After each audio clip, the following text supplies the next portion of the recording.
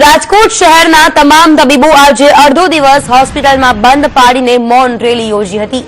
ડોક્ટરો પર લગાવવામાં આવતી સદોષ માનવવધની કલમના વિરોધમાં તબીબોએ રેલી સ્વરૂપે વિરોધ કર્યો હતો।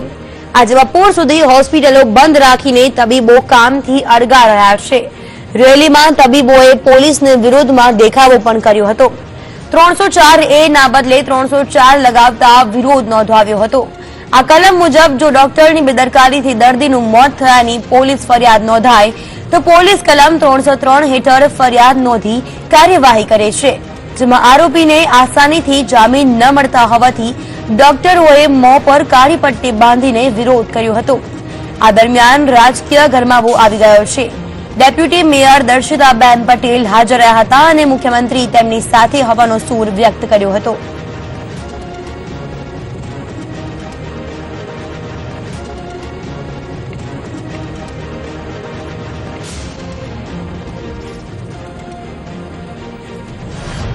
કે 304 ની જે કલમ છે, જે કોઈ વ્યક્તિનું મૃત્યુ થાય ડોક્ટરને ત્યાં, હવે આપણે એટલું પ્રજાએ આપણે સમાજ બધાએ સમજવું જોઈએ કે ડોક્ટરને ત્યાં થતું મૃત્યુ ઇરાદાપૂર્વક નથી થતું। સારવાર દરમિયાન કોઈ પણ વસ્તુનો રિએક્શન આવે કે બીજી વસ્તુ બની જાય તો એ ઇરાદાપૂર્વક નથી હોતું। 304 ની જે કલમ છે તે ઇરાદાપૂર્વક ખૂન કર્યાની કલમનો એક ભાગ છે। એટલે એના બદલે સુપ્રીમ કોર્ટે જે ગાઈડલાઇન્સ આપી છે અને રાજ્ય સરકારે એક GR બહાર પાડેલું છે કે ડોક્ટરને ત્યાં થતી મૃત્યુનો 304A માં ગણવું અને એમાં મેડિકલ બોર્ડની સલાહ લઈને પછી આગળ વધવું, એ રજૂઆત અમે કરવા માંગીએ છીએ। કેમ કે જો ડોક્ટરો પર આવી કલમ હશે તો કોઈ પણ ડોક્ટર ઇમરજન્સીમાં સારવાર કેવી રીતે કરશે?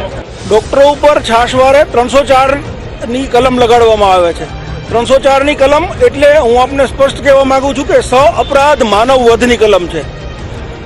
જ્યારે ગુજરાત રાજ્ય સરકારે એક પરિપત્ર બહાર પાડેલો છે કે ડોક્ટરો ઉપર 304 નંબરની કલમ ના લગાડવી। સુપ્રીમ કોર્ટના પણ ઘણા બધા ચુકાદાઓ છે કે 304 નંબરની કલમ એ ડોક્ટરો ઉપર ના લાગે અને એની બદલે અન્ય કલમો લાગે છે। એટલે અમે આજે બધા ડોક્ટર મિત્રો સાથે મળી અને આ વાત કમિશનર સાહેબને રજૂ કરવા માંગીએ છીએ। અમારી માગણી એટલી જ છે કે પૂરી તપાસ થાય।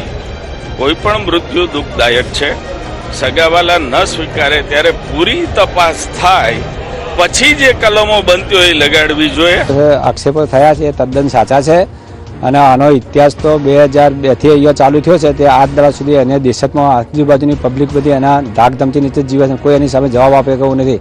છતાં પણ એને જે કાર્યો કર્યા એ થોડું ઘણું ટૂંકું વર્ણન કરું તો એવું છે કે એને જગદીશગીરીના ગયેલા દવાખાના પાટણ જિલ્લાના ત્યાંથી એને અહીંયા લાવેલા 2002માં અને 2002 પછી એને જે પ્રવૃત્તિ ચાલુ કરી એના અનુસંધાનમાં અમારા ગામના એક ભરત દેસાઈનું અપહરણ કરેલું 2004માં અને પાછો એ 20 દિવસ પછી પાછો આવેલો, પણ એને કોઈ કહેલું ને, પણ ફરતી એને એની જોડેથી 1.5 લાખ રૂપિયા લીધેલા।